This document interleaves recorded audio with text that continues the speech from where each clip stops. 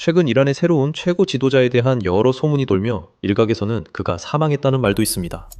어떤 사람들은 그가 혼수 상태에 있다고 말하고 있고, 또 어떤 사람들은 그의 두 다리가 절단되었다고 주장하고 있습니다. 그렇다면 소문을 잠재우는 가장 좋은 방법은 공개적으로 입장을 밝히는 것입니다. 이란 최고 지도자도 그렇게 했습니다. 하지만 안타깝게도 그 발표는 오히려 더 많은 소문을 낳고 있습니다.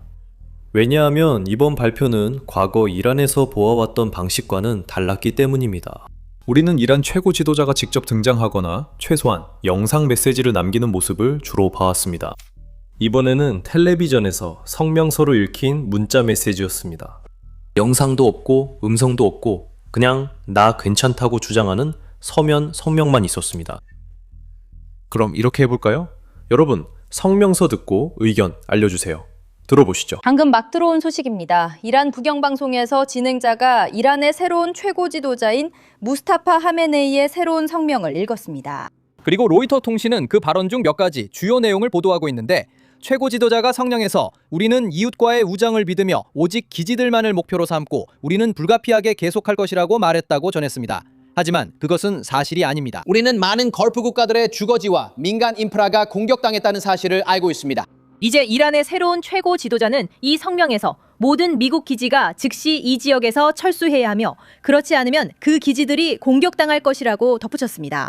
국영 언론을 통해 발표된 이 성명에서 그는 또 이렇게 말했습니다. 그는 이 성명에서 이란 국민들의 단결과 쿠드스의 나의 참여를 촉구한다고 밝히지는 않은 것으로 보입니다. 쿠드스는 예루살렘을 의미하는 아랍어 단어이며 이날은 보통 라마단의 마지막 금요일에 해당합니다. 제 계산이 맞다면 올해 라마단의 마지막 금요일인 3월 20일이 해당됩니다. 전통적으로 이란의 대리 세력인 하마스와 헤즈볼라가 공격을 감행하고 이 지역에서 대규모 시위가 벌어지는 날이기도 합니다. 앞으로 며칠간 반드시 주의 깊게 지켜봐야 합니다.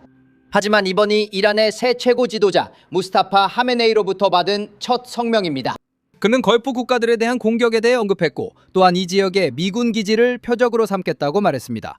그리고 호르무즈 해협에 대해서도 이야기했습니다. 이 부분이 흥미로운 대목입니다. 다시 말씀드리지만 우리는 이란 국영 언론을 로이터 통신을 통해 접하고 있으며 처음에는 페르시아어로 보도됩니다. 그리고 이란의 새로운 최고 지도자는 호르무즈 해협의 봉쇄를 계속해야 한다고 말하며 이것이 적에게 압박을 가하는 도구가 되어야 한다고 언급했습니다. 그래서 이란의 새로운 최고 지도자의 발언은 그의 아버지와 상당히 유사합니다. 기억하십시오. 이란의 전 최고 지도자는 이 전쟁이 시작될 때 에픽 퓨리 작전의 초기 공습에서 제거되었습니다. 그리고 그 초기 공습에서 무스타파 하메네이의 아내, 어머니, 그리고 아들 한 명도 사망했습니다. 이제 저는 그의 입장을 이해해 보겠습니다. 결국 그가 공개적으로 나서고 싶지 않은 것도 이해가 됩니다. 그는 방금 미사일 공격으로 가족 전체를 잃었습니다. 게다가 이스라엘은 이란 지도부 한 명 한 명 모두를 추적하겠다고 공개적으로 밝혔습니다. 문제는 그가 영상 메시지조차 남기지 않았다는 겁니다. 이란의 다른 지도자들은 영상 메시지를 보내고 있는데 말입니다. 이란 대통령은 영상 메시지를 내보내고 심지어 미국 TV 인터뷰에도 출연하는 모습을 볼 수 있습니다. 이란 외무장관도 마찬가지였습니다. 하지만 이란 최고 지도자는 모든 것을 너무 두려워하는 것처럼 보입니다. 다른 이유가 있을 수도 있습니다. 모두가 말하는 소문을 들어보세요. 지난 며칠 동안 무스타파 하메네이가 어떻게 다쳤는지, 그리고 그 정도가 어느 정도인지에 대한 소문이 돌고 있습니다.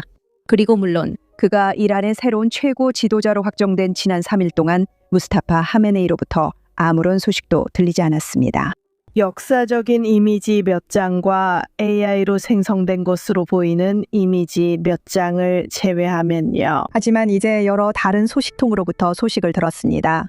특히 키프로스 주재 이란 대사가 무스타파 하메네이가 살아있는 것만으로도 운이 좋다고 말했는데 이는 그의 부상이 정말로 심각할 수 있음을 시사합니다. 하지만 이는 그가 가벼운 부상을 입었다고 말하는 다른 이란 관리들의 주장과는 대조적입니다. 지금 저희도 정확히 알지 못해 그가 왜 나타나지 않는지 여러 추측이 있습니다. 외모에 손상을 입었거나 걸을 수 없는지 등은 모두 추측입니다.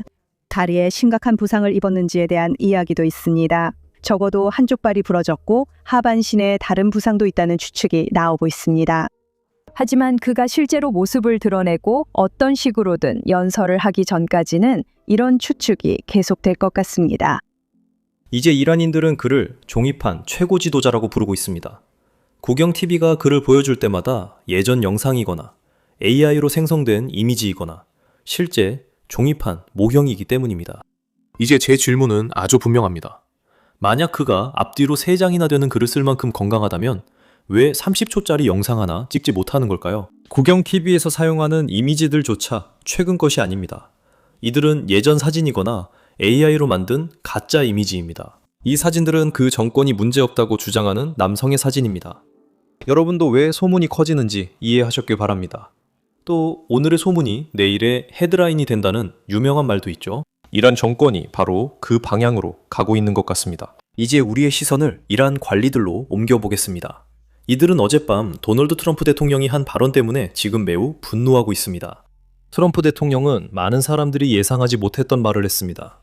그는 미국이 1시간 안에 이란의 전체 전력 공급을 무력화시킬 수 있다고 공개적으로 말했습니다. 하지만 그는 이란이 재건 불가능해질 수 있어 그렇게 하고 싶지 않다고 했습니다. 한번 들어보시죠. 정말 감사합니다. 훌륭한 여행이었습니다. 그리고 전선에서 아주 좋은 소식이 있습니다. 즉 그들은 완전히 파괴되고 있습니다. 이란은 완전히 초토화되고 있습니다. 제가 말할 수 있는 건 그게 전부입니다.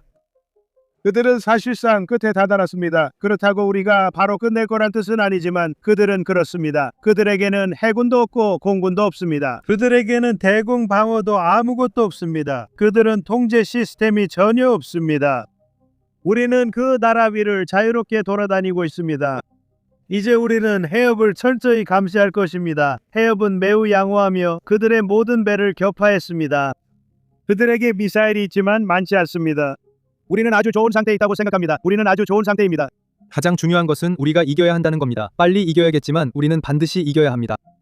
많은 사람들이 있고 저는 뉴스를 보고 있습니다. 대부분은 이미 승부가 났다고 합니다. 이제는 언제 멈출지만 남았고 우리는 상황이 다시 커지길 원치 않습니다. 그리고 이상적으로는 그 자리에 자기 일을 잘 아는 사람이 들어가길 바랍니다. 다시 말해 나라를 세울 수 있는 사람이었으면 좋겠습니다. 그리고 한 가지 더 있습니다. 우리는 테헤란과 다른 지역의 일부 구역을 타격할 수 있습니다. 그렇게 하면 그들이 나라를 다시 세우는 건 거의 불가능할 것입니다. 우리는 그걸 원하지 않지만 전력시설은 타격할 수 있습니다. 우리는 1시간 내에 그들의 전력 공급을 완전히 마비시킬 수 있습니다. 그리고 그들이 그걸 다시 복구하는 데는 25년이 걸릴 겁니다. 이상적으로는 그렇게 안 할 겁니다. 모두 감사합니다. 영광이었습니다. 이제 이것은 전략에 있어서 엄청난 변화가 될 것이고 사실상 이런 전략 변화는 아주 심각하게 역효과를 불러올 수도 있습니다. 이야기 전에 아래 좋아요와 구독을 눌러주시면 큰 도움이 됩니다. 특히 유튜브에서 전쟁 주제일 때 더 그렇습니다. 이제 미국 전략을 이야기해 봅시다. 이스라엘이 이란의 오래된 저장고를 공격했을 때 미국 행정부는 크게 만족하지 않았습니다. 그 이유는 이번 군사작전, 즉 이 전쟁의 목표가 이란 국민들을 우리 편으로 끌어들여서 미국이 직접 지상군을 투입하지 않고도 정권 교체를 도울 수 있도록 하는 데 있기 때문입니다. 하지만 민간인들에게 제공되는 기반 시설을 공격하기 시작하면 국민들이 우리에게 등을 돌릴 위험이 있습니다. 그리고 이란 내에서 여전히 많은 사람들이 정권 교체를 원하고 있다는 점을 고려하면 그들을 우리 편으로 유지하는 것이 중요합니다. 이것이 트럼프 대통령이 이에 대해 언급하지만 제가 이 전략 실행이 좋은 생각이 아니라고 생각하는 이유입니다. 하지만 이 발언에 강하게 반응한 이란 인사 중 한 명은 사실상 이란 지도자인 알리 라라잔이었습니다. 그는 혼수 상태가 아니며 여러 번 인터뷰에 출연한 것을 우리가 봤기 때문입니다. 그는 공식적으로는 최고 지도자가 아니지만 실질적으로 모든 것을 운영하는 인물입니다. 이것이 그의 반응입니다. 트럼프는 이란의 전력을 1시간 만에 끊을 수 있다고 말했습니다. 하지만 그렇게 되면 그 지역 전체가 30분도 안 돼 암흑에 빠질 것입니다. 그리고 그 어둠은 안전을 위해 도망치는 미군 병사들을 사냥할 수 있는 충분한 기회를 제공합니다. 이제 솔직해집시다. 이란이 정말 그런 능력이 있었다면 이미 했을 겁니다. 우리는 이란이 민간인을 공격하는 걸 본 적 있습니다. 우리는 그들이 호르무즈 해협을 지나는 상선에 타고 있던 민간인 수십 명을 죽이는 것을 봤습니다. 일부는 실제로 통과하려던 것도 아니고 단지 정박 중이었습니다. 알다시피 그들은 호르무즈 해협 근처 항구에 정박하거나 대기 중이었습니다. 그럼에도 이란은 계속 공격했고 어제도 여러 명이 사라졌습니다. 이란이 공격한 선박에서 실종된 사람들은 사망한 것으로 추정할 수밖에 없습니다. 이런 이란의 테러 행위로 전 세계가 단결에 맞서고 있습니다. 그리고 최근 이란 정권이 자국 운동선수들을 탄압하는 모습을 보면서 그 테러 행위가 다시 한번 주목받게 되었습니다. 보시다시피 이란 여자 축구 대표팀은 전쟁이 시작됐을 때 호주에 있었습니다. 그들은 아시안 챔피언십에 참가하고 있었고 경기 전에 국가를 부르지 않기로 결정했습니다. 기본적으로 이것은 정권이 무고한 이란인들에게 저지르고 있는 일에 대한 조용한 항의였습니다. 한번 보시죠.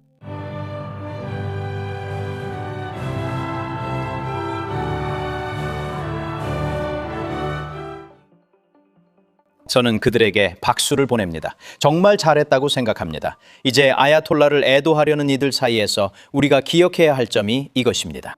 이분들은 아야톨라가 통치했던 정권 아래에서 살아온 여성들입니다. 그들은 이란에서 여성들에게 무슨 일이 일어나는지 잘 알고 있습니다. 그리고 아마도 이분들에게는 지금이 좋은 순간일 것입니다. 그리고 그들은 세계 무대에서 우리는 여기에 동참하지 않겠다고 말하고 있습니다.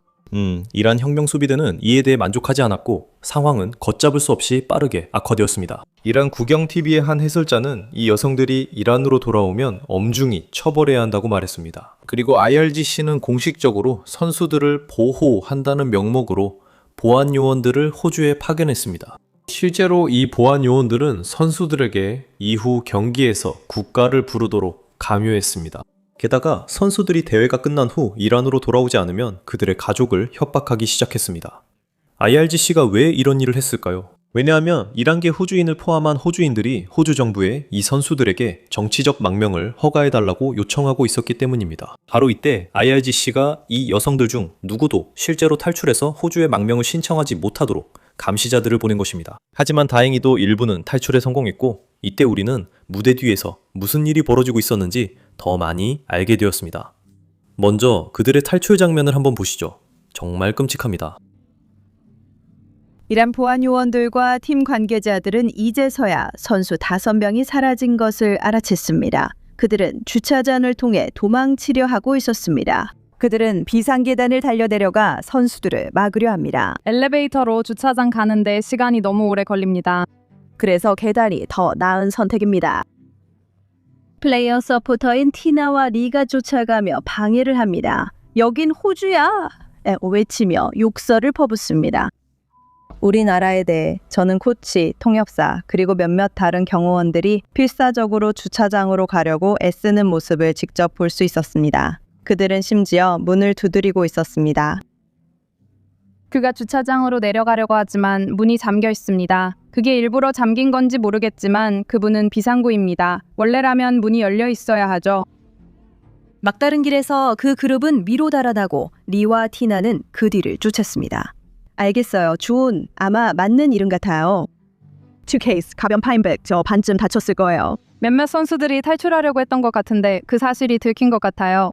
로비 위층에서 상황의 현실이 점점 실감나기 시작해요. 그때부터 불안해하는 모습이 보였어요. 그는 자신의 임무를 실패한 사람처럼 보였어요. 매우 심란해 보였어요. 그리고 있잖아요. 한때는 그들이 소리까지 질렀던 것 같아요. 그들은 호텔을 오가며 다시 로비에 들어왔어요.